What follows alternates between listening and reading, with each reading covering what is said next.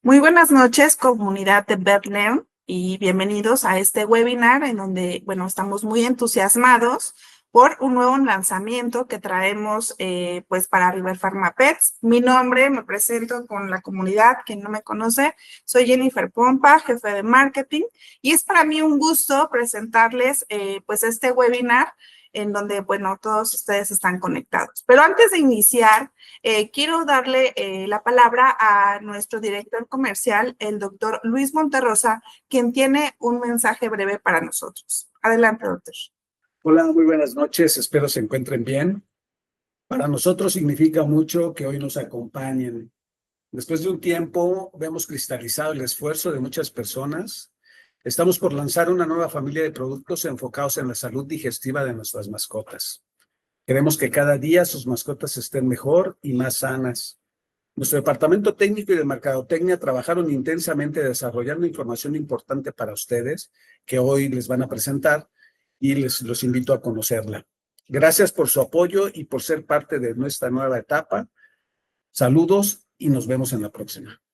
Muchas gracias, doctor Monterrosa. Ahora bien, pues también vamos a escuchar el mensaje por parte de nuestro gerente técnico de River Pharma y River Pharma Pets, el médico Gustavo Vázquez, quien también tiene un mensaje breve para nosotros. Adelante, doctor Vázquez. Este año tenemos varios motivos para celebrar en River Pharma. El primero, los 60 años, es una de las empresas sólidas de origen mexicano. Y bueno, el otro motivo por festejar es precisamente el lanzamiento de nuevos productos en la línea, en particular para la línea Pets. Es el resultado del trabajo de varias partes que constituyen a River Pharma, en particular el área de diseño y desarrollo de la planta, desde luego también en la parte técnica, la parte comercial y también la parte de marketing. Entonces, es muy satisfactorio para nosotros poderles decir que tenemos Ometrit y que tenemos también otra presentación para lo que son nuestros electrolitos. Estamos seguros que estos productos van a reforzar lo que es todo su portafolio en el tratamiento de las mascotas. Buenas noches. Y bien, ahora sí vamos a iniciar con la participación de nuestro ponente invitado para este webinar de lanzamiento, el médico veterinario especialista pues en geriatría, el doctor Gerardo Alberto Hernández Alberto, quien el día de hoy nos va a platicar acerca de todos estos mitos y realidades de los gastroprotectores y los electrolitos y cuál es la importancia clínica, además de cómo y cuándo utilizarlos desde el paciente pediátrico hasta el geriátrico. Muchísimas gracias por acompañarnos el día de hoy a todos y esperamos que les guste. Muy buenas noches, médico. Adelante. ¿Qué tal? ¿Cómo están? Muy buenas noches. Gracias a todos por estar aquí. Encantado por el apoyo que nos han brindado y sobre todo por el tomarnos en cuenta. Y bueno, pues hoy en día vamos a hacer un análisis un poquito más estricto sobre todo lo que es en parte, como bien lo mencionan, sobre los mitos y realidades que tenemos en cuanto al uso de algunos gastroprotectores y sobre todo también para las terapias que se tienen en el uso de un paciente deshidratado, como bien lo mencionamos, en pacientes que de alguna otra manera son desde los más jóvenes a la parte adulta y sobre todo a aquellos pacientes que de alguna otra manera también son geriátricos. Entonces, bueno, vamos a compartir gran parte de nuestra experiencia, expertise, para que más o menos podamos ver en este tipo de sentidos cuáles son y cada uno de ellos los que vamos a ir trabajando y sobre todo quitando algunos tipos de situaciones, ¿no? Entonces, bueno, la realidad en este tipo de sentidos con los mitos y realidades y sobre todo su importancia clínica es precisamente, ¿no? Tratar de orientarnos y sobre todo a las nuevas guías, directrices que tenemos acorde al consensus veterinario de medicina veterinaria de las clínicas de Norteamérica. Entonces, gracias a esto, pues vamos a ir haciendo una revisión exhaustiva con cada uno de ellos y sobre todo dando un análisis a este tipo de sentidos para saber, ¿no? Siempre hemos tenido nuestra experiencia en base a lo que hemos aprendido y hoy vamos a reaprender en gran medida y gran parte a poder realizar un manejo un poquito más acorde, ¿no?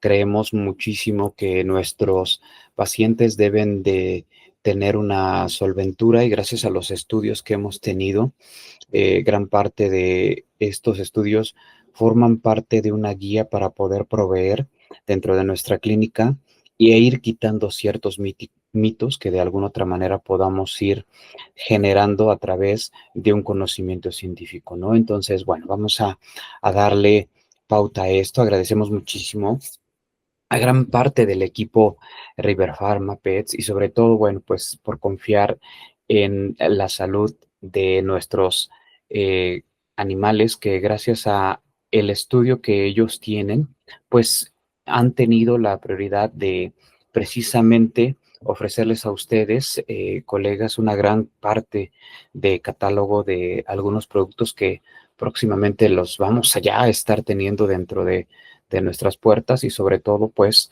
ir trabajando con ellos, ¿no? Y precisamente, ¿no? Uno de nuestros temas que vamos a ir tratando es sobre el aporte de nuestros electrolitos. ¿Cuál es el mejor vía de administración para poder ofrecer una euvolemia a través de un paciente que está en procesos de deshidratación y sobre todo, bueno, pues a través de estos procesos de deshidratación, recordando cada una de las manifestaciones de enfermedad que tienen nuestros perros jóvenes y geriátricos, ¿no? Y sobre todo, ¿cuál es lo sustituyente que podemos ir realizando, ¿no?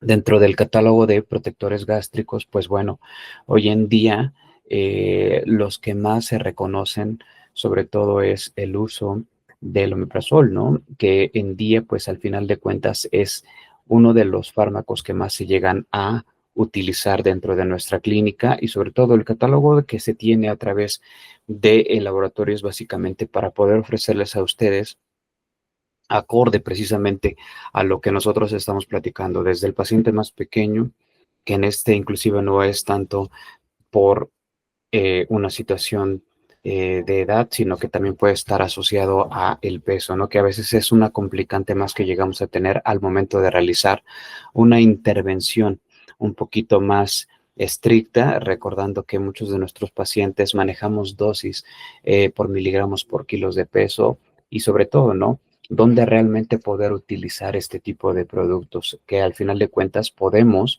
mejorar al 100% en el uso de nuestra clínica.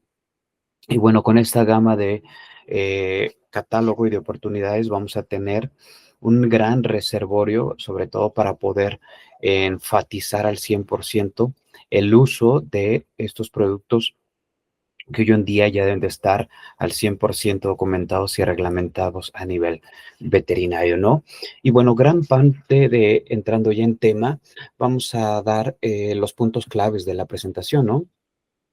Dentro de ellos vamos a ir hablando básicamente de los conceptos fundamentales de gastroprotectores y electrolitos en medicina veterinaria, y sobre todo en perros y gatos, los mitos más comunes sobre el uso de este tipo de fármacos y las realidades científicas y evidencia clínica, ¿no? En ambos productos, tanto de lo que se tiene, ¿no? De los gastroprotectores y electrolíticos, ¿no? Y sobre todo la importancia crítica del manejo adecuado de cada uno de ellos, ¿no? Dentro de los mitos y conceptos fundamentales que al final de cuentas todos llegamos a tener es que antes de alguna otra manera mandábamos aún considerando ya sea algún tipo de grupos, tanto de antimicrobianos, antimicóticos o algún otro tipo de listas farmacológicos como analgésicos, desinflamatorios, siempre deberían de ir acompañados con respecto con algunos gastroprotectores. Hoy en día se ha visto que en algunas ocasiones este tipo de fármacos llegan a reducir su efectividad o a potencializar. Entonces, no es que los estemos bajando su importancia clínica, sino que al contrario lo que vamos a ir haciendo es fortalecer básicamente el uso de cómo poderlos manejar durante las principales enfermedades, pero sobre todo utilizarlos de una u otra manera correcta, ¿no? Y para eso, bueno, los conceptos fundamentales en el concepto de gastroprotección y electrolitos, pues es en base a lo que debemos de conocer, a su fisiología normal de un perro o un gato, ¿no? Dentro de los factores que intervienen.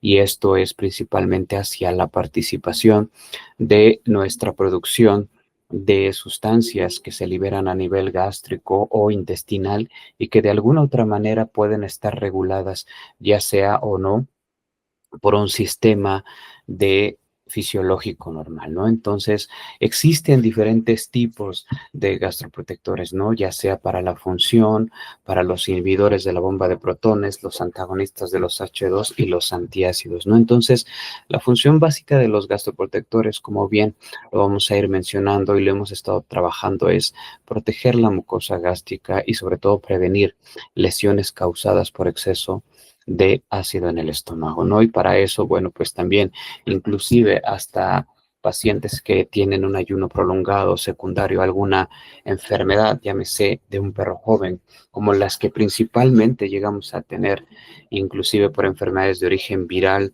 bacteriana y o parasitaria, que es mucho más común en perros y gatos que son viejitos, que de alguna otra manera, pues, cambian muchísimo el sistema de hidratación y sobre todo también de biotransformación de muchos de estos fármacos.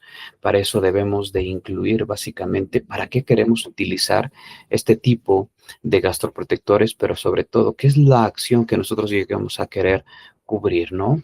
Dentro de estos subgrupos vamos a encontrar los inhibidores de la bomba de protones, ¿no?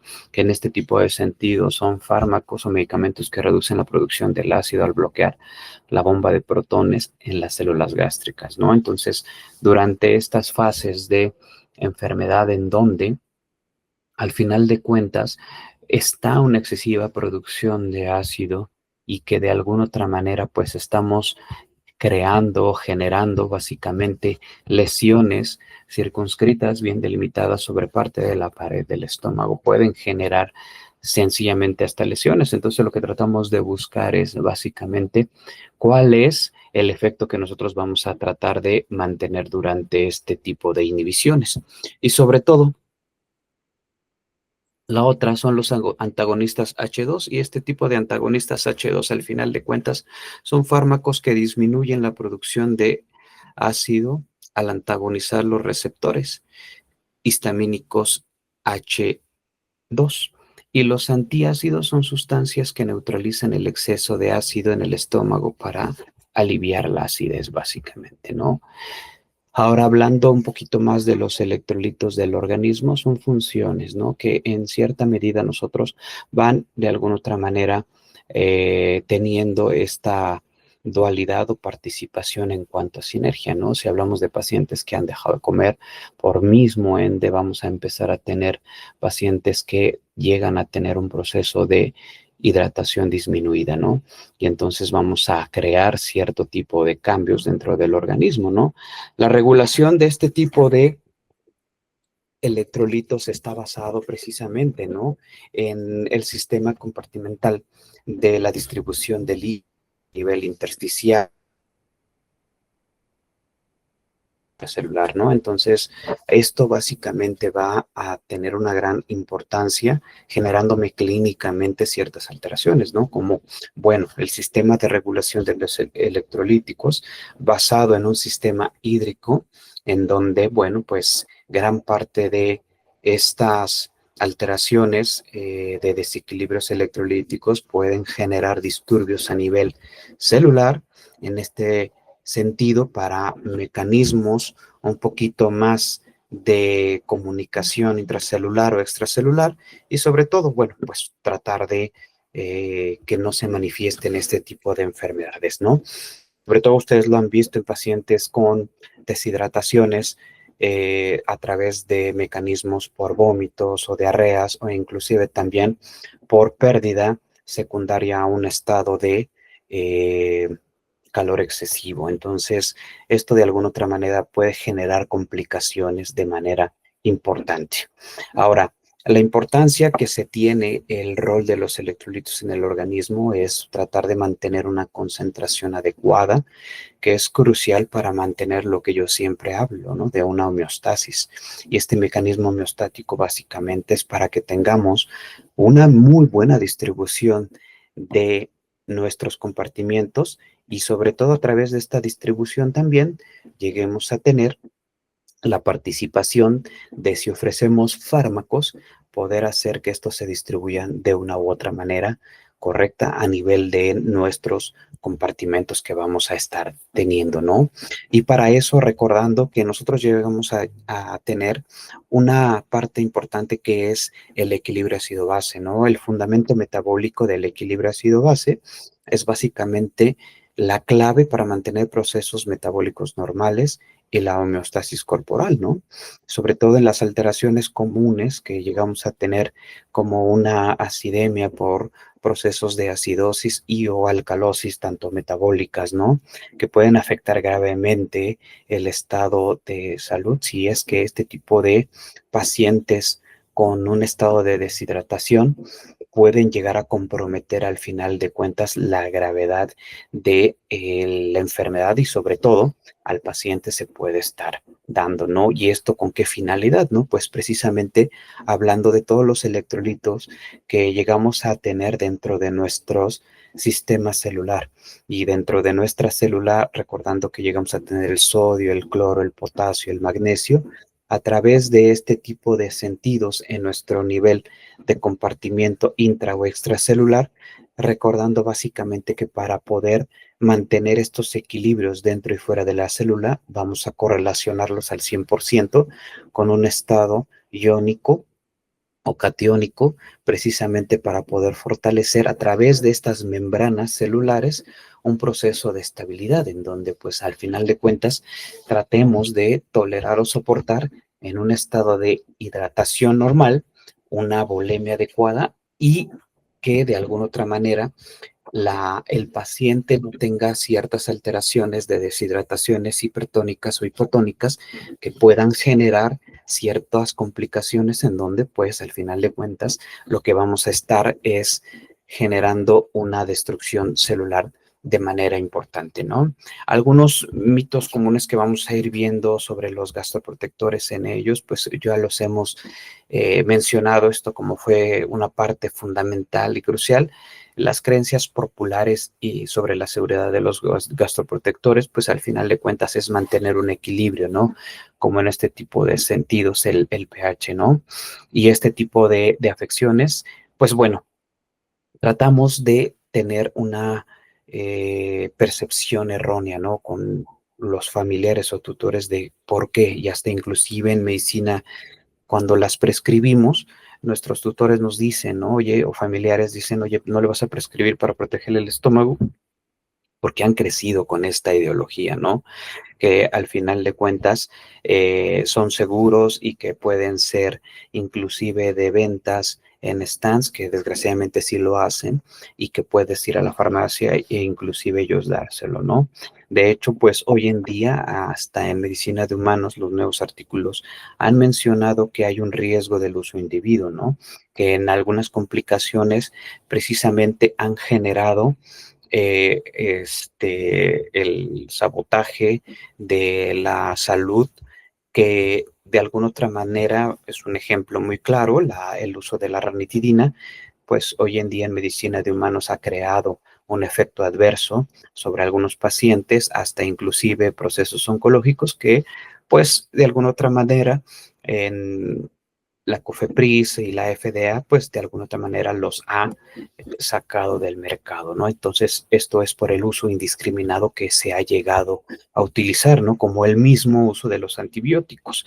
Entonces, con esto, gracias a parte de los efectos, ¿no? Y que de alguna otra manera el efecto medioambiental, el efecto físico, el uso que hemos tenido a través de manera indiscriminada de los gastroprotectores ha llevado precisamente a crear ciertos cambios orgánicos de manera importante, ¿no? Entonces, los mitos sobre su eficacia en enfermedades gastrointestinales, hay un no tratamiento universal.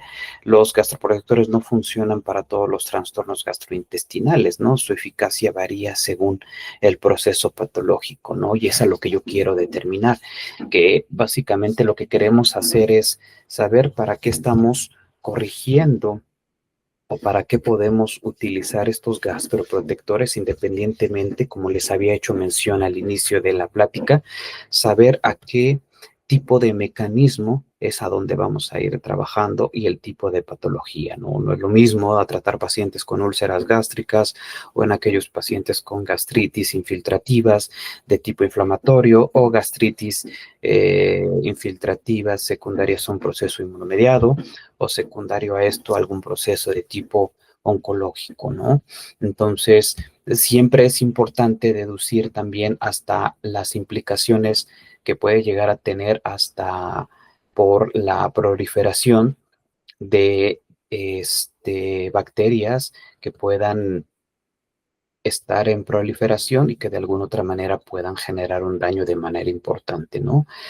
Siempre es importante tener un diagnóstico correcto y fundamental para determinar si un gastroprotector es el tratamiento adecuado, ¿no? Entonces, para eso es muy importante de alguna otra manera determinar básicamente el tipo de patología, pero sobre todo el tipo de tratamiento que vamos a ir, ¿no? Siempre es muy importante que tengamos en cuenta que de alguna otra manera hay errores frecuentes en la administración, no por el hecho y recordando gran parte de la farmacocinética y farmacodinamia, podemos llegar a tener sobredosificaciones, ¿no? No por el hecho de tomarme una cápsula, una tableta de algún gastroprotector o combinarlos con ellos, vamos a tener el efecto más deseado, ¿no? Sin embargo, sí debemos de tener en cuenta que hay sobredosificaciones que pueden de alguna otra manera ser sensibles en nuestros pacientes. No es lo mismo, por eso les decía, tener al 100% nuestro sistema de compartimientos intra, extra e intersticial lo más adecuadamente posible en un estado de euvolemia o si están en un estado de deshidratación hipertónica o hipotónica y que de alguna otra manera podamos mal definir o que de alguna otra manera se puedan generar estos efectos adversos y que tengan una duración inadecuada, ¿no? En pacientes geriátricos, muchos de estos fármacos ya hoy en día y más en gatos se han ido estudiando básicamente el sistema de pH que se tiene durante el proceso de ácido gástrico o la liberación de sustancias que están inhibidas durante la fase de envejecimiento que pues producen a las hormonas de secretina o gastrina y que inclusive en etapas mucho más juveniles o de adultas se tienen un poquito más elevadas. Y esto de alguna otra manera puede generar que la duración sea ineficiente. ¿Y esto qué quiere decir? Ineficiente o inadecuada, que de alguna otra manera se exacerbe más el fármaco y que esta duración del fármaco sea mucho mayor, ¿no? La combinación de fármacos, de alguna otra manera, es inequívoco porque al final de cuentas unos pueden ser agonistas antagonistas, ¿no? Y pueden aumentar el riesgo y los efectos secundarios, ¿no? Por eso es importante el esclarecimiento de cada uno de ellos y sobre todo para qué patologías se van a utilizar, cómo pueden trabajar y sobre todo, ¿no? Evitar y prevenir los errores y garantizar un tratamiento muchísimo más seguro. Al final de cuentas, las realidades científicas y evidentes clínicas de los gastroprotectores electrolíticos van a ser, ¿no? Realmente los secundarios, ¿no? Algunos de ellos, como bien les había hecho mención, ¿no? Uno de ellos van a ser básicamente cuáles son las indicaciones reales que vamos a utilizar en nuestros pacientes, como en el caso del omeprazol, ¿no? Que de ahí vamos a ir derivando, básicamente para tratar de inhibir esta bomba de protones, ¿no? Y como bien lo mencionamos, en esta bomba de protones va a haber un intercambio iónico, y al tener un intercambio iónico vamos a tratar de reducir esta producción excesiva de ácido clorhídrico, ¿no? Y entonces, pues al final de cuentas no es lo mismo tratar una situación de estrés como una gastritis severa o a otro tipo de alteraciones, ¿no? Como mucho más conmitantes, ¿no? los efectos adversos y las limitaciones sí pueden llegar a tener un factor relevante e importante, ¿no? Como hasta inclusive de manera general, dando estas estándares de protección en cuanto a los mitos y realidades, pueden alterar la microbioma gastrointestinal, causando asimismo un problema digestivo muchísimo mayor, ¿no? He visto prescripciones de recetas en donde, pues bueno, tenemos hasta 3, 4 prescripciones de gastroprotectores combinados y a veces se nos olvida utilizar algún tipo de microbioma o restablecimiento de estos microbiomas a través de probióticos o inclusive, ¿no? Hasta el mismo propietario toma la decisión de que ve tan mal a su perro o gato que hasta puede quitar algunos fármacos y puede volver a tolerar un poquito más su estabilidad, ¿no? Entonces, para eso sí es importante realmente conocer y sobre todo saber qué hay de evidencia, ¿no? Las clínicas o las guías clínicas recomendadas van a proporcionar o han proporcionado una evidencia científica con base en artículos que se han publicado desde el 2010, 2018, creando asimismo las pautas de la Asociación Americana de Hospitales, en donde pues han hecho unas directrices de terapia de fluidos y sobre todo asimismo también del uso correcto de los gastroprotectores, ¿no? En este tipo de pacientes, como asimismo también durante el manejo adecuado de los electrolitos, sobre todo en este tipo de pacientes, ¿no? Es muy importante hacer un análisis mucho más exhaustivo de la regulación de la secreción de ácido gástrico y el uso de gastroprotectores. Sí es importante reconocerlo. Y de hecho las guías nos hablan precisamente el hecho de conocer cómo se va regulando todo esto, ¿no? Pues básicamente lo vamos a ir haciendo con base en cuál es el avance, ¿no? Del tratamiento en trastornos gástricos. Y para eso, bueno, es comprender la secreción ácida, los avances en los mecanismos de la regulación de la secreción del ácido gástrico han mejorado precisamente para el tratamiento de los trastornos gastrointestinales, que inclusive en algunas ocasiones se han hecho estudios en donde el uso de algunos analgésicos con algunos protectores, como en el caso de los bloqueadores o de los inhibidores de la bomba de protones, pueden potencializar básicamente el uso de alguno de ambos fármacos, ¿no?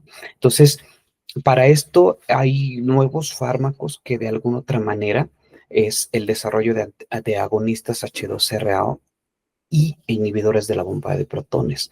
Entonces, gracias a esto no debemos de olvidar también del viejo conocido, en donde si nosotros sabemos prescribir esta racionalidad de los gastroprotectores, podemos mejorar clínicamente.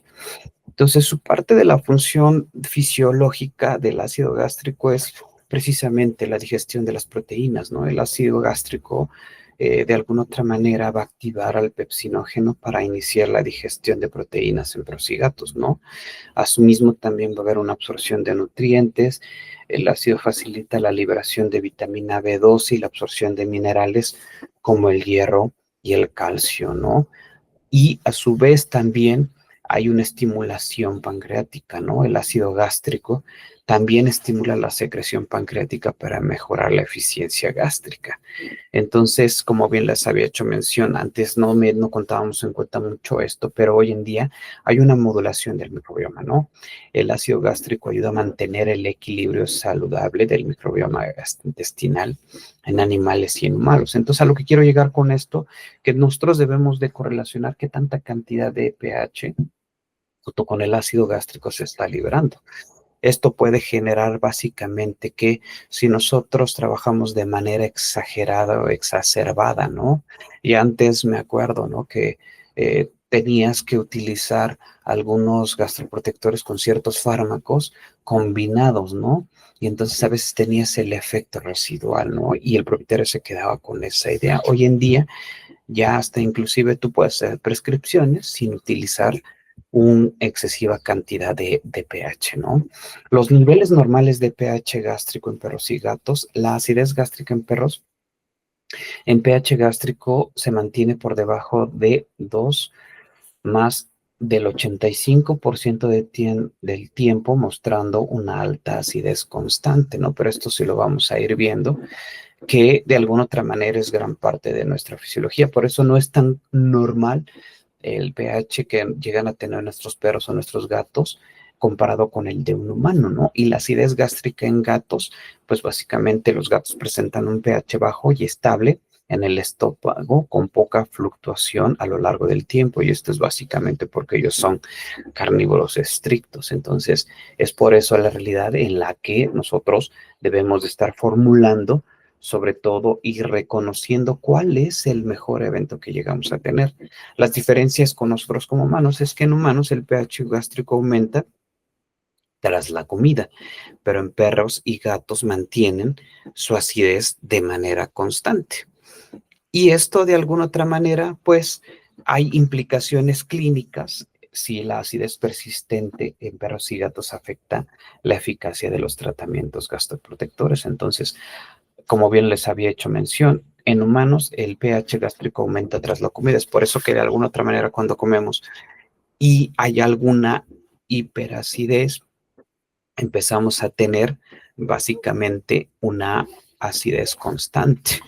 En el caso de nuestros gatos, como son carnívoros estrictos, al final de cuentas presentan un pH bajo y estable, con poca fluctuación a lo largo del tiempo, inclusive hasta después de tomar agua, que los gatos de alguna otra manera pueden llegarlo a tener así. Entonces, si en los perros se puede mantener por debajo, y esto es en más del 85% del tiempo. Entonces, acá lo que quiero llegar es que esta acidez persistente en perros y gatos, sí de alguna otra manera puede afectar a los tratamientos gastroprotectores. Entonces hay que saber cómo reconocerlos y cómo llegarlo teniendo esta parte, ¿no?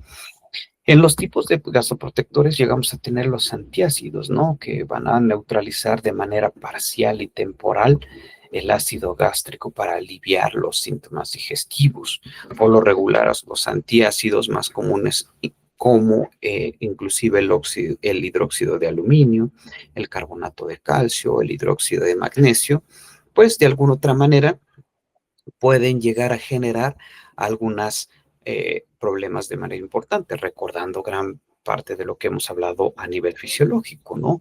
Las limitaciones en medicina veterinaria es que su eficacia es limitada en animales y requieren administración frecuente, dificultando su uso veterinario, ¿no? Entonces, los efectos adversos relacionados y las recomendaciones es que el estarlos ocupando de manera continua pueden causar estreñimiento e inclusive toxicidad, por lo que no se recomiendan para ulceraciones en perros y gatos. Entonces, para eso es bien importante llegarlo a tener en consideración. Entonces, los bloqueantes de los receptores H2, estos mecanismos de acción de los bloqueantes H2 inhiben la secreción del ácido gástrico al bloquear receptores en las células parietales del estómago, ¿no? El desarrollo de algunos procesos de taquiafilaxia pueden reducir la eficacia de este tipo de fármacos H2RA en pocos días de tratamiento, ¿no? Con nuestros animales. La comparación con inhibidores de la bomba de protones, que los fármacos bloqueantes de los receptores H2 es que son menos eficaces que los inhibidores de la bomba de protones para prevenir gastritis inducidas, ¿no?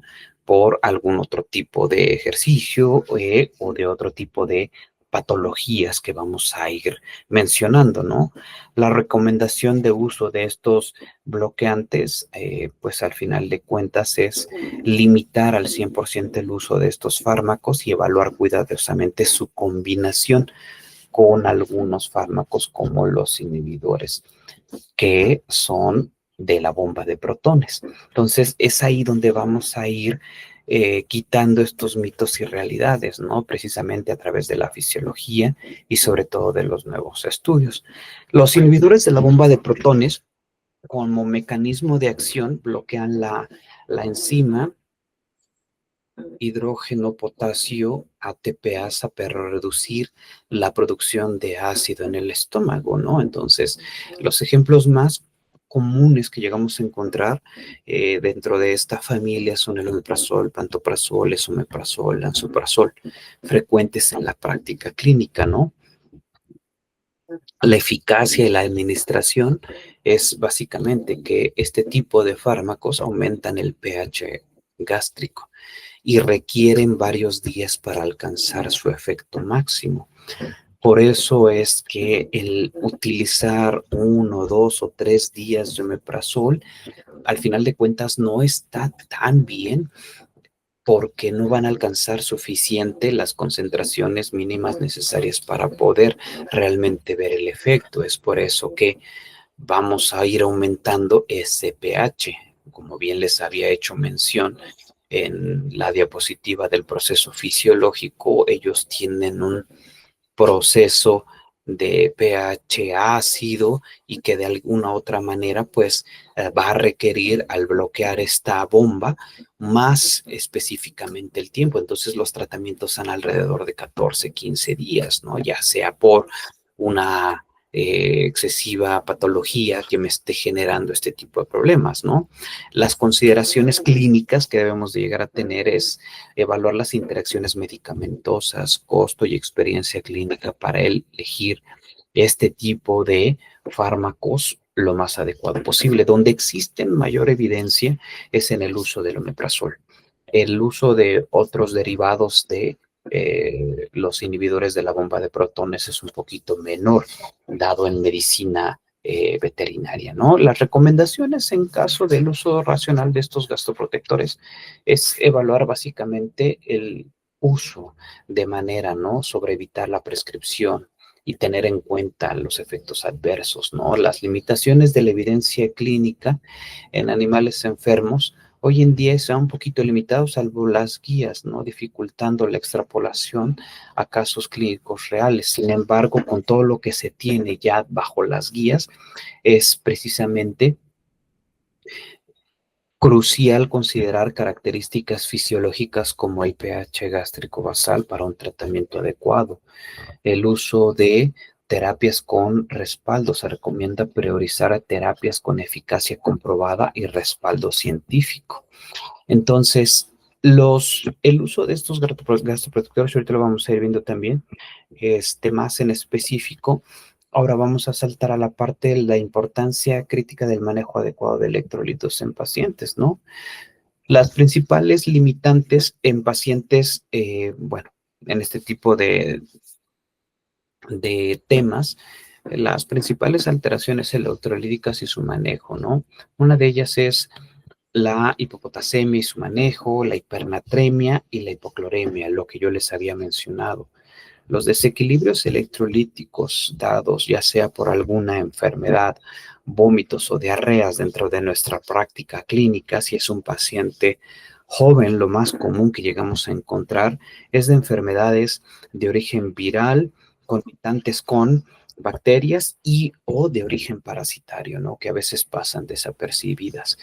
Dentro de estos rubros es bien relevante e importante hacer mediciones de los electrolitos durante nuestras pérdidas a nivel de sérico, sobre todo para tratarle de dar una sustitución de manera normalizada y adecuada. Y ustedes hasta lo pueden ver de manera principal, ¿no? Si existe un riesgo importante con el potasio bajo, pues de alguna otra manera debemos de diagnosticarla porque se está perdiendo, pero sobre todo para intentar no tener riesgos cardiovasculares y o musculares. Es por eso que de alguna otra manera en nuestros pacientes es muy relevante cuando son muy jóvenes o cuando son medianamente adultos o inclusive los geriátricos, ¿no? Que pueden llegar a tener alteraciones electrolíticas con alteraciones ya a nivel electrocardiográfico o inclusive ciertas alteraciones musculares como debilidad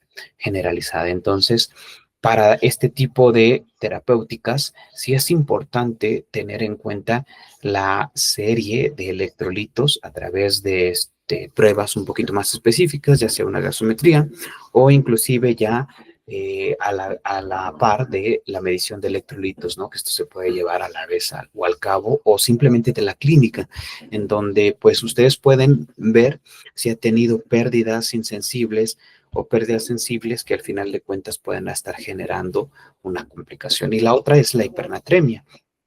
El control de la hipernatremia, al final de cuentas, pues este sodio excesivo, como yo les había hecho mención, entre el sodio y el potasio, que son básicamente una de los principales electrolitos que se van a perder durante un vómito, una diarrea, pues pueden repercutir al final de cuentas dentro de una deshidratación tónica. Y entonces pueden desencadenar precisamente que la célula empiece a perder esta viabilidad celular e inclusive desencadenar ciertas alteraciones a nivel intracelular y poco funcionamiento de la misma célula, sobre todo para poder generar un buen aporte de energía.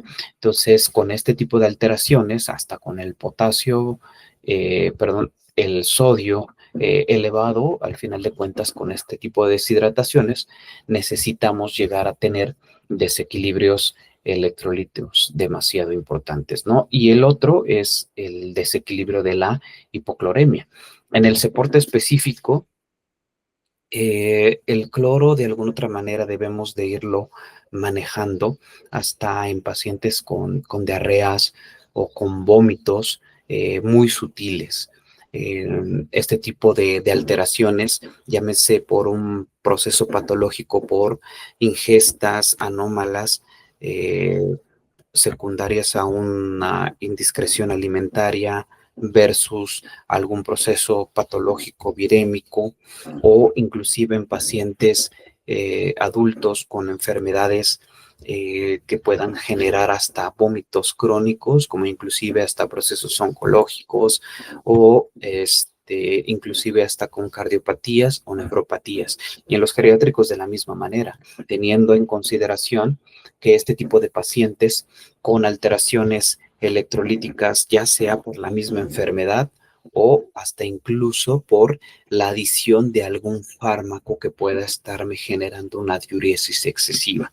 Es por eso que de manera implícita nuestros pacientes, tanto a nivel hospitalario como a nivel domiciliario, que en algunas ocasiones, y esto siendo la limitante, ¿no? En algunos rubros o estatus sociales, que en nuestra consulta o clínica diaria nuestros propietarios quieren llevar a cabo la hidratación del paciente, ya sea a nivel de tipo, vamos a llamarle más domiciliario, ¿no? Entonces, tratándoles de ofrecer una terapéutica como en medicina de humanos, ¿no? Que puedes tú ofrecerles las terapias de líquidos vía oral, o que inclusive, pues bueno, se hace a través de una canalización, pero en nuestro caso es un poquito más difícil el que se realice una canalización hacia el perro o el gato, y más si es muy inquieto, precisamente por propia seguridad de ambos, ¿no?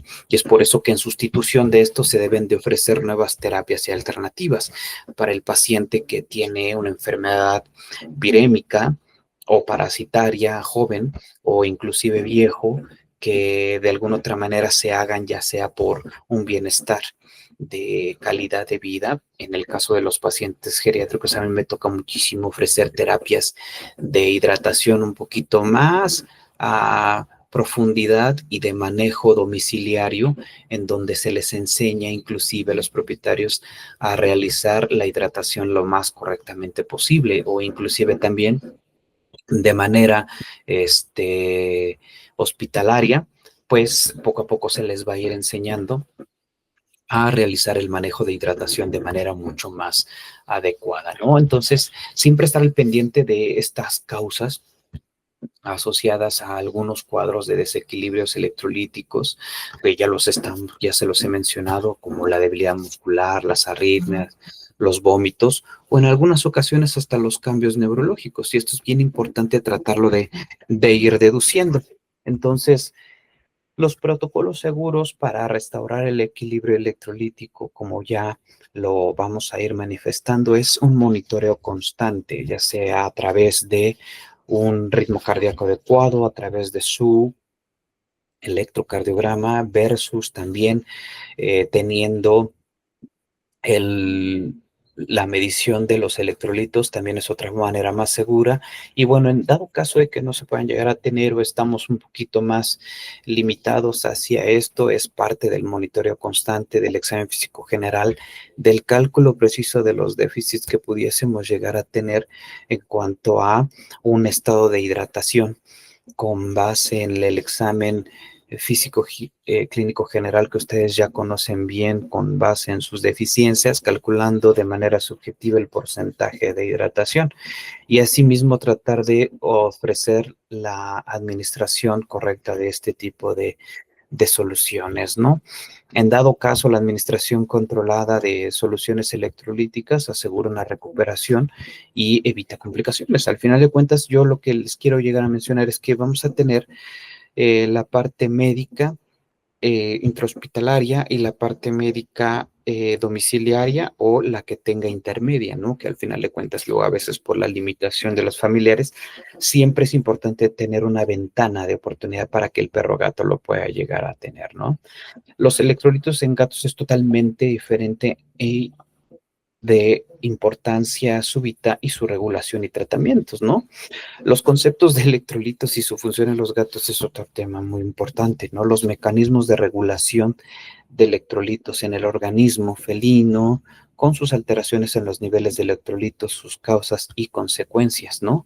Y asimismo el diagnóstico y tratamiento y el desequilibrio de los electrolitos en nuestros gatos, ¿no? Entonces el concepto, pues son los minerales esenciales que debe de llegar a tener una función dentro de el organismo de nuestros gatos, ¿no? Que de alguna otra manera son minerales que se van a disolver en los líquidos corporales, los que bien les he hecho mención, y cruciales para nuestra vida, ¿no? Los electrolitos ionizados permiten la conducción eléctrica necesaria para las funciones biológicas vitales. Las funciones vitales en gatos es facilitar la contracción muscular, la transmisión nerviosa y asegurando la salud. Hemos encontrado en algunos pacientes felinos con procesos de deshidratación secundarios a porque han dejado de comer, tomar agua, tal vez por un proceso obstructivo de las vías urinarias o secundario a un proceso de deshidratación por una nefropatía versus cardiopatía, o inclusive cuando son un poquito más jóvenes versus o asociados a enfermedades de origen viral que de alguna otra manera pueden limitar muchísimo las funciones vitales como es el comer o tomar agua, ¿no? Porque luego a veces inclusive llegan a tener alteraciones dentro de la cavidad oral que limiten el uso de este tipo de procesos naturales de poder comer, ¿no? Pero una de las mejores vías de hidratación de nuestros pacientes es la vía oral, que al final de cuentas no llegamos a tener.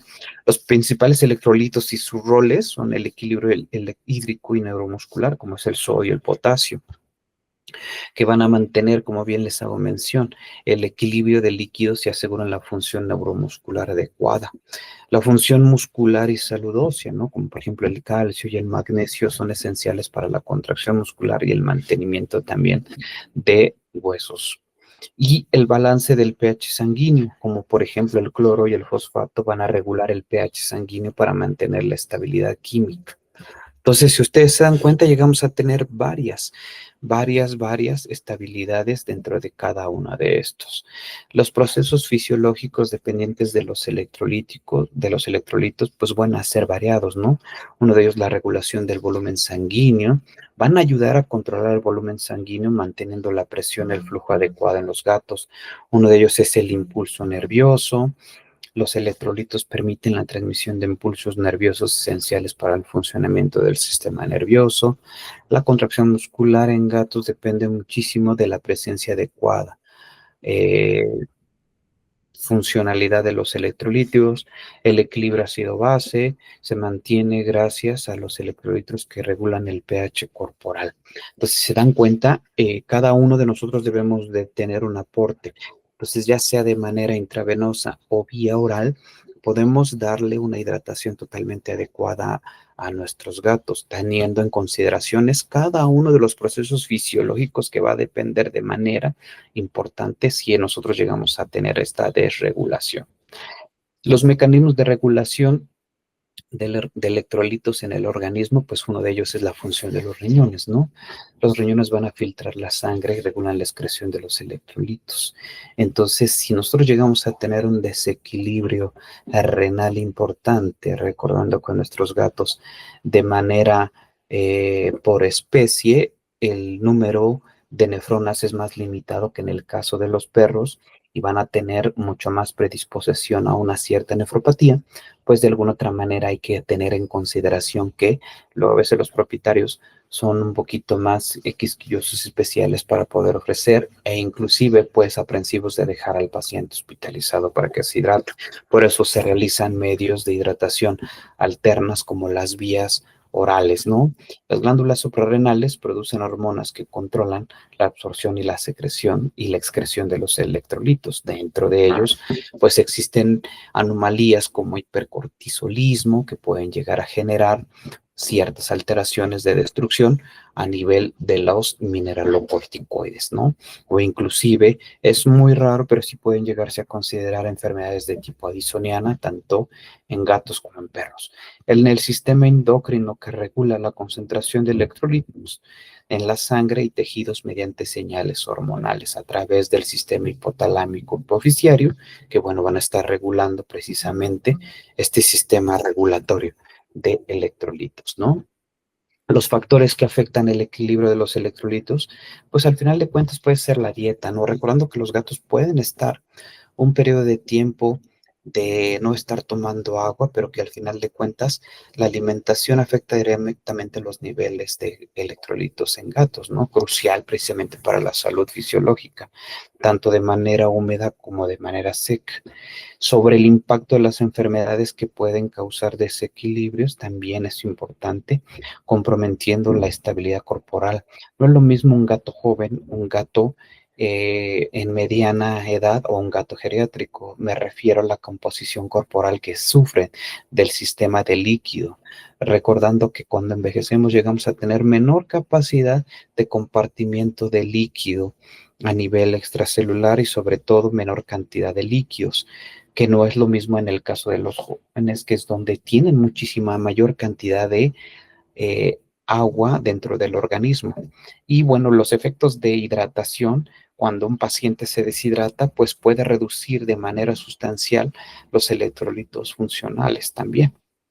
Y bueno, como yo les decía, teniendo en consideración el papel de los medicamentos, pues pueden alterar de manera importante su distribución, su biotransformación e inclusive la aberración de manera constante y continua para que el paciente pueda generar un efecto adecuado sobre el receptor o el órgano efector, eh, uno de los fármacos hacia el cual quiera dirigir su terapia, ¿no? Y la otra, bueno, pues impactando la parte de fisiología, pues en situaciones de estrés también puede llegar a tener el equilibrio de los electrolíticos precisamente por una situación de falta de apetito. La interacción entre electrolitos y otros sistemas, pues bueno, con el sistema cardiovascular, los electrolitos van a tener una gran importancia sobre la función cardíaca y van a mantener el ritmo del corazón en el organismo de nuestros gatos. Dentro de las funciones neuronales, van a mejorar o facilitar la transmisión de impulsos nerviosos esenciales para la coordinación muscular. Y sobre todo las interacciones con el sistema musculoesquelético contribuyen de manera importante a la contracción y relajación muscular, vital para el movimiento de nuestros gatos. Entonces tenemos aquí varias opciones que podemos llegar a tener. Las alteraciones en los niveles de electrolitos, pues bueno, pues ya los llegamos a tener desde la hiponatremia a hipernatremia. Desde la función de la hiponatremia es la disminución anormal de sodio en la sangre que afecta el equilibrio corporal. La definición de hipernatremia es el exceso de sodio en la sangre que puede causar deshidratación severa. Los síntomas en gatos en ambas condiciones pueden causar síntomas neurológicos y deshidratación. si no se tratan de manera correcta. Entonces, aún teniendo este tipo de alteraciones en la hipo o en la hipernatremia, llegamos a tener una consideración fatal y es por lo que debemos de tratar de definir hacia dónde lo podemos llegar a tener. El otro punto, la hipocalemia y la hipercalemia. En el caso de la hipocalemia, la deficiencia de potasio puede causar debilidad muscular y afectar la función cardíaca en gatos, aumentando así riesgos y complicaciones. Y en el caso de la hipercalemia, el exceso de potasio puede provocar arritmias cardíacas, problemas severos si no se consideran un control totalmente adecuado posible. Los síntomas clínicos que podemos llegar a tener en el caso de los gatos pueden presentar debilidad, letargo, vómitos, diarreas, como señales de algún desequilibrio electrolítico. Alteraciones cardíacas que son un poquito más comunes, como alteraciones del ritmo y de la función. Y las complicaciones neurológicas pueden surgir problemas neurológicos que requieran atención. Entonces, bueno, esto es en cuanto al diagnóstico y tratamiento de los desequilibrios electrolíticos en gatos, pues bueno, bien se los había hecho mención desde análisis de sangre en la química seca y obviamente, pues bueno, para detectar alteraciones que puedan estar diciéndome si o no existen desequilibrios, ¿no? La otra es a través de gasometrías o la otra es la medición de los electrolitos, pero esto, bueno, pues al final de cuentas, a través de una visualización clínica, ayuda a observar el examen físico general con las puntuaciones que nosotros damos en parteaguas a los signos y a la evaluación del estado general del gato. El monitoreo como tal de los síntomas, pues al final de cuentas van a permitir identificar los cambios relacionados con el desequilibrio. Entonces, en el caso de los gatos sí debemos de tener una consideración importante acorde a todas las patologías que puedan llegar a estar presentando, ¿no? Las opciones terapéuticas, pues bueno, entre ellas tenemos desde la fluidoterapia, es fundamental para tratar de restaurar el equilibrio de los líquidos y electrolitos. Y la otra, pues, es la suplementación de los electrolitos, ¿no? El uso de suplementos ayuda a corregir los desequilibrios electrolíticos y mejorar la salud, ya sea por un factor hospitalario o un factor a nivel intermedio en donde yo le pongo así para poder hacer medias hospitalizaciones y casa, ¿no? Y la otra es un seguimiento de hidratación en casa para que el propietario mismo pueda suplementarlo, ¿no? Y el manejo, obviamente, de las enfermedades subyacentes, pero lo más relevante e importante que para dentro de todas las funciones del equilibrio podamos mantener una hidratación totalmente adecuada, ¿no?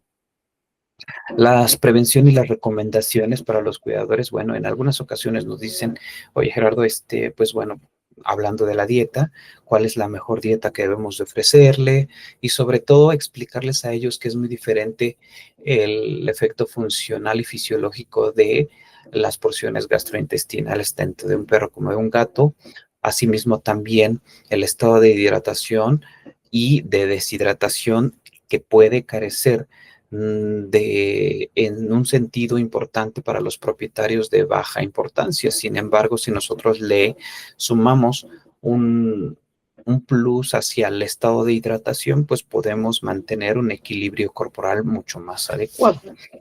Entonces, en conclusión, pues tenemos vastas y surtidas experiencias en cuanto a nuestros pacientes que básicamente se regulan en cuanto a que la importancia del equilibrio electrolítico. El equilibrio de electrolíticos es fundamental para mantener la salud y función vital en gatos.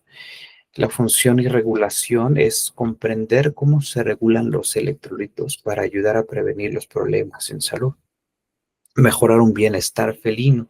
En el caso de los perros lo vamos a ir viendo sobre todo para que podamos mantener de la misma manera el equilibrio fundamental.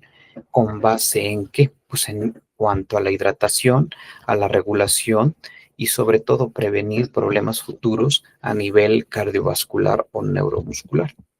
Y bueno, los electrolitos en perros, su importancia y su manejo para la salud canina, pues al final de cuentas es precisamente, ya vimos gatos, ahora vamos a ver perros, es conceptos y función de electrolitos en perros, conceptos de desequilibrios electrolíticos en gatos, en perros, diagnóstico y tratamiento. Y su importancia, ¿no? En el caso de concepto y función de los electrolitos en perros es básicamente también relevante, ¿no? Son minerales con una carga eléctrica vital para las funciones corporales esenciales. Y en este sentido voy a hablar más específico de las células, donde existe un intercambio iónico de cargas, tanto positivas como negativas, a través de esta difusión pasiva de intercambio iónico en cuanto a las cargas, en donde podemos llegar a tener o una menor o una mayor carga para hacer cargas hipotónicas o cargas hipertónicas, donde se da más o menos, pueden estar en cargas de tipo hipertónica o hipotónica, generando un proceso de hidratación o de deshidratación intracelular o extracelular y obviamente a través del líquido intersticial, que por lo regular nosotros debemos de ir fomentando la hidratación del líquido intersticial para que de ahí vaya distribuyendo hacia el líquido intracelular y el extracelular, porque si no vamos a tener procesos de deshidratación mucho más severos a nivel intracelular y en donde podemos llegar a tener diferentes tipos de estallido, ¿no? Y hasta eso tampoco pasarnos en este tipo de sentidos porque en excesivas cantidades de estos procesos de aporte de hidratación pueden generar también mecanismos de estallamiento celular o inclusive de una deshidratación más excesiva de la célula como tal, teniendo así un bajo concepto de reserva homeostática, ¿no? Y los tipos principales de electrolitos incluyen sodio, potasio, calcio, magnesio, cloruro, bicarbonato, ¿no? Cada uno con los roles fisiológicos específicos. La función de los electrolitos en el organismo pueden ser desde la regulación del equilibrio hídrico, que de alguna otra manera controlan la distribución y balance de líquidos en las células y tejidos del organismo. 2, en la función nerviosa y muscular, que de alguna otra manera los electrolitos van a facilitar la transmisión nerviosa, la contracción muscular, esencial para el movimiento y respuesta. El mantenimiento del pH sanguíneo, asegurando también un buen funcionamiento corporal a través de lo que hemos mencionado y sobre todo, ¿no? La correcta concentración de electrolitos es vital para la homeostasis y el bienestar general del organismo canino, ¿no? La comparación con electrolitos con otro tipo de especies, hay cierta similitud en electrolitos básicos entre las diferentes especies animales, ¿no? Facilitando sus funciones vitales comunes, ¿no? La variación en requerimientos, cada especie presenta necesidades específicas de electrolitos según su fisiología y ambiente, ya lo acabamos de ver con el caso de los gatos. La tolerancia y manejo, entender las diferencias de tolerancia es clave importante y fundamental para manejo adecuado en este tipo de situaciones.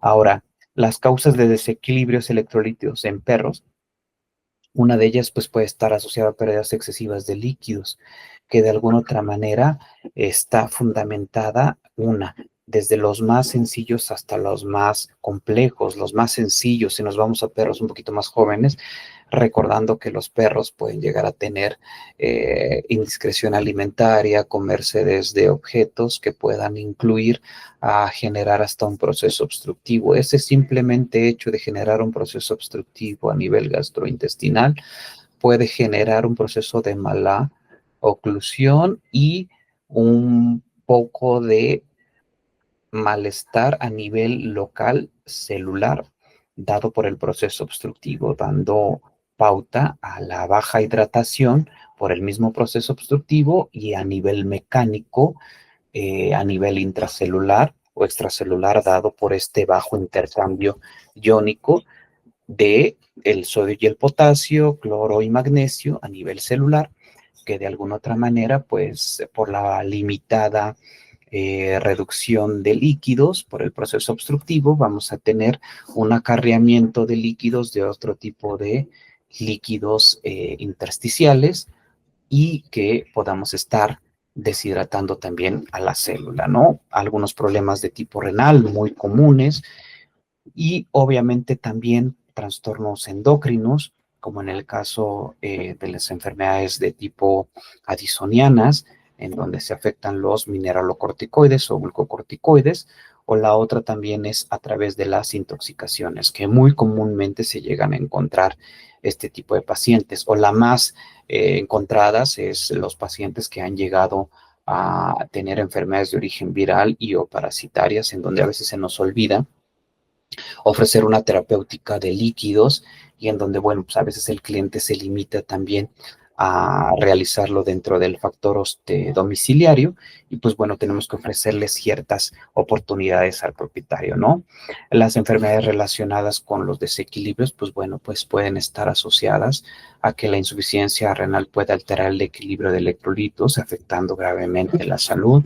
Las diarreas y los vómitos pueden tener una pérdida excesiva de bicarbonato, sodio, cloro y magnesio, ¿no? Y en el caso de los vómitos, cloro, sodio, y pues de alguna otra manera contribuir a depresión, hipotonía, a alteraciones neuromusculares, ¿no? Asimismo como también las enfermedades endocrinas pueden generar lo que ya habíamos visto en el caso del sodio y potasio por una enfermedad de Addison, alteraciones cardiovasculares, o inclusive en el caso de la presión arterial, que de alguna otra manera, pues sí, de manera constante podemos llegar a tener de manera consecuente. Los síntomas y señales clínicos, pues bueno, ya les había mencionado la debilidad, uno de los principales factores que hasta inclusive dándole las terapias de líquidos, pues luego el paciente llega a rehabilitarse, ¿no? Generando mayor hipertonía, gastrointestinal o inclusive, ¿no?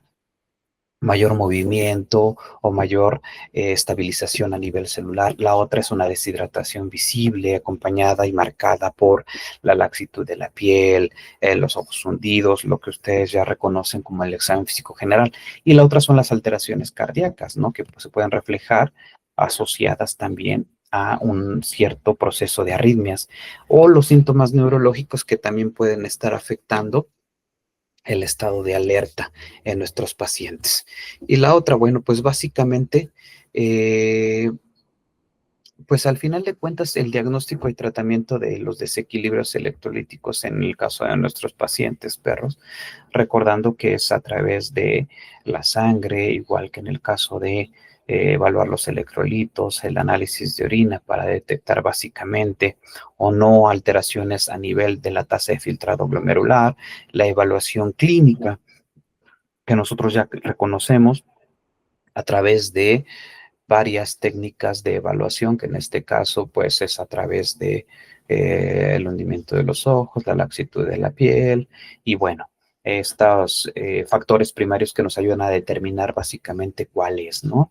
El tratamiento médico es la corrección y reposición de los electrolitos, el manejo de la enfermedad subyacente y el ajuste dietético. Entonces, a través de esta reposición de líquidos y electrolitos podemos ya sea administrarlos por vía oral o intravenosa, que al final de cuentas lo que vamos a solventar es básicamente el aporte necesario de líquidos, ¿no? Y de hecho, de manera rutinaria, nuestros pacientes no los llegan a favorecer así. Prevención y monitoreo continuos y la hidratación constante, ¿no? Siempre calculando la cantidad de mililitros de agua que llegan a aceptar, inclusive en estados de hidratación, su actividad, pero sobre todo también la hidratación que llega a tener dentro de casa. Esto es muy importante que lo lleguemos a tener, la cantidad de mililitros que llegan a obtener, ¿no? Y la importancia de los electrolitos en la nutrición y el rendimiento físico, ¿no? Al final de cuentas, los electrolitos pues requieren muchísimo, son esenciales para las funciones fisiológicas vitales. En las etapas de vida y dieta, las necesidades nutricionales varían según la edad y condición, ajustando la cantidad de electrolitos para un crecimiento saludable, lo que yo les mencionaba, dependiendo de la cantidad o los líquidos corporales que se tienen, van a ir variando de una persona o de un animal joven a un animal senior y a un animal geriátrico, y sobre todo en los tiempos de recuperación. A veces en las consultas que hago en muchas ocasiones con pacientes geriátricos, me dicen la cantidad necesaria que a veces requiero recomendar para pacientes geriátricos y a veces se las hago en cálculo a la base. y a la justificación de la etapa en la que se encuentra, ¿no? Es importante también reconocer que nosotros llegamos a tener pérdida de electrolitos durante su actividad y obviamente recordando que nuestros perros o nuestros gatos no sudan, sino ellos transpiran. Y sobre la orina, ¿no? La importancia de la reposición de los electrolitos y sobre todo para evitar algún proceso de tipo neuromuscular. Manejo en casos especiales en cachorros, perros geriátricos, el soporte para cachorros. Los cachorros necesitan electrolitos para apoyar su crecimiento y desarrollo saludable en etapas tempranas. El cuidado de perros geriátricos requiere electrolitos para mantener funciones vitales y mejorar la vida o la calidad de vida.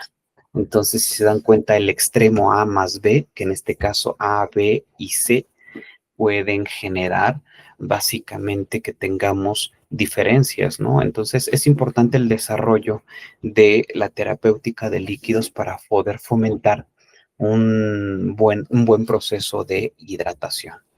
Y en conclusión, para el caso de los perros, es la importancia del equilibrio electrolítico. Un equilibrio electrolítico adecuado es esencial para la salud y bienestar óptimo de los perros, ¿no?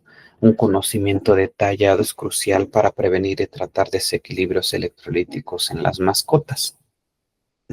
En el caso de los gastroprotectores, en conclusión, es evitar el uso inadecuado en combinación con otros gastroprotectores, reconocer las principales enfermedades, qué tipo de manifestación de enfermedad lo está teniendo y asimismo poder utilizarlo siempre con seguridad referente a lo que solamente tenemos. Es decir, el uso de gastroprotectores en medicina veterinaria está limitado solamente a que este consensus está basado en la limitación de el uso continuo de los antiácidos, betabloqueadores, los receptores de los H2 y sobre todo también aquellos que favorecen el fármaco que pueden llegar a estar limitado para bloquear algunos otros canales. Sin embargo, el uso como de algunos otros fármacos puede, en combinación, puede desarrollar el que pueda haber una inhibición de algunos gastroprotectores o inclusive potencializar cada uno de ellos. En el caso del manejo de los electrolitos, es el correcto el equilibrio de los electrolitos, va a contribuir a la salud y bienestar general. Las evidencias clínicas y bienestar, conocer mitos y realidades con base en la evidencia. Mejora el cuidado. Entonces, con esta mini charla lo que quiero llegarle a hacer bajo el consensus de medicina veterinaria del Colegio Americano de Medicina Interna garantiza que los pacientes tengan clínicamente un soporte racional del uso de este tipo de gastroprotectores. Y bueno, pues muchísimas gracias al laboratorio River Pharma Pets y lo que vamos a hacer ahorita es iniciar con una serie de preguntas. Muchísimas gracias. Muchísimas gracias, doctor Gerardo, por su aportación. Y bueno, esperamos que les haya agradado el webinar de hoy y los invitamos a conocer nuestros nuevos lanzamientos Ometril en sus 5 presentaciones de 2, 5, 10, 20 y 40 mg y electrolitos en esta nueva presentación que va dirigida completamente a las mascotas, a pequeñas especies de 1 gramo en presentación de 10 y de 50 sobres. Muy buenas noches. Saludos.